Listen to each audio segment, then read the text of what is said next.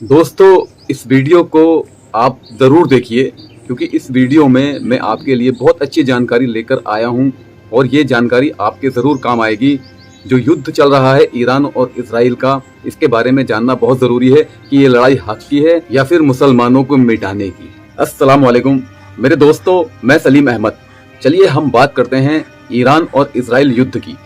दोस्तों, Syed Ayatollah Khamenei साहब ने राष्ट्र के नाम एक संदेश जारी किया है।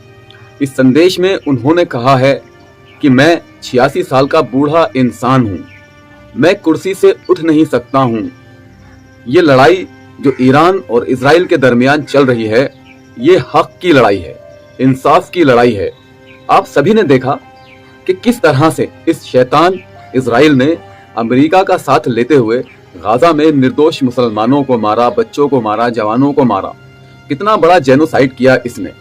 ये लड़ाई जो चल रही है ये मेरी नहीं है, ये ईरान के नौजवानों की लड़ाई है। मैं तो बूढ़ा हो गया हूं, अपनी कुर्सी से भी नहीं उठ सकता हूं, लेकिन कुर्सी पर बैठकर जो मैं ये लड़ाई लड़ रहा हूं, ये इंसाफ की लड़ाई है, मुसलमानों की लड़ाई है, हक की लड़ाई है। इजराइल एक शैतान है, कैंसर की तरह है, और अमेरिका भी एक बड़ा कैंसर है। इन दोनों का नामो निशान इस दुनिया से मिटना ही चाहिए। वहीं बेंजामिन नेतन्याहू ये कहता है कि अगर खामेनी साहब को मार दिया जाए तो ये जंग खत्म हो जाएगी। अमेरिका भी उसका सपोर्ट करता है, लेकिन अमेरिका ये कहता है कि हमें पता है कि ये कहां पर बैठे हुए हैं, हम उन्हें मार सकते हैं लेकिन हम उन्हें नहीं मारेंगे। वहीं रूस के राष्ट्रपति व्लादिमीर पुतिन ने अपने बयान में कहा है, अगर खामेनी साहब के साथ कोई भी घटना घटती है, आप अगर उनके ऊपर आतंकवादी हमला करके उन्हें मारते हैं तो पेंडोरा बॉक्स खुल जाएगा, और पेंडोरा बॉक्स खुलेगा तो दुनिया में तबाही आ जाएगी। साफ साफ लफ्जों में ये बात कह दी है रूस के राष्ट्रपति व्लादिमीर पुतिन ने। ये युद्ध कहां पहुंच रहा है आप सभी समझ रहे हैं। राष्ट्रपति खामेनी साहब जो बहुत भावुक हैं और अल्लाह से दुआ कर रहे हैं कि या अल्लाह, शैतान से लड़ने में हमारी मदद फरमा। दोस्तों, दुनिया के तमाम मुसलमानों को अपने घरों में, मस्जिदों में ये दुआ करनी चाहिए कि अल्लाह ईरान को फतह याब करे। मेरे दोस्तों, आपने जो मुसलमान हैं देखा कि हक की पहली लड़ाई हुजूर सल्लल्लाहु अलैहि वसल्लम ने लड़ी थी।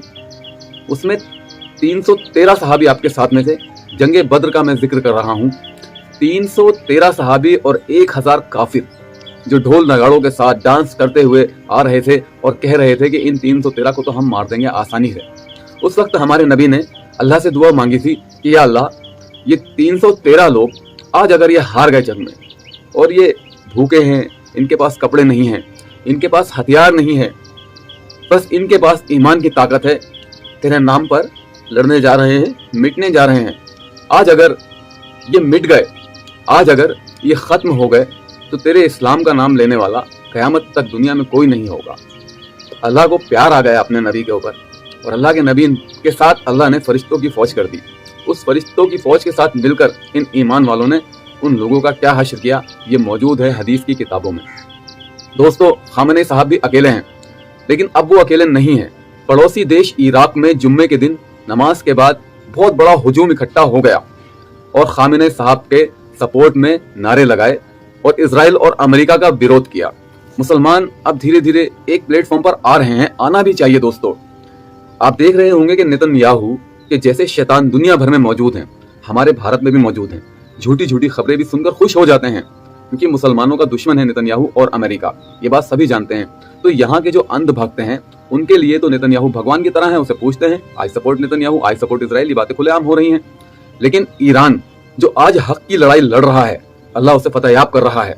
उसके पास परमाणु बम नहीं है, लेकिन ये झूठे लोग इल्जाम लगा रहे हैं कि ये परमाणु बम बना रहा है। ईरान ने मना कर दिया है कि हम इस पर काम नहीं कर रहे हैं, फिर भी उसके ऊपर इल्जाम लगाए जा रहे हैं।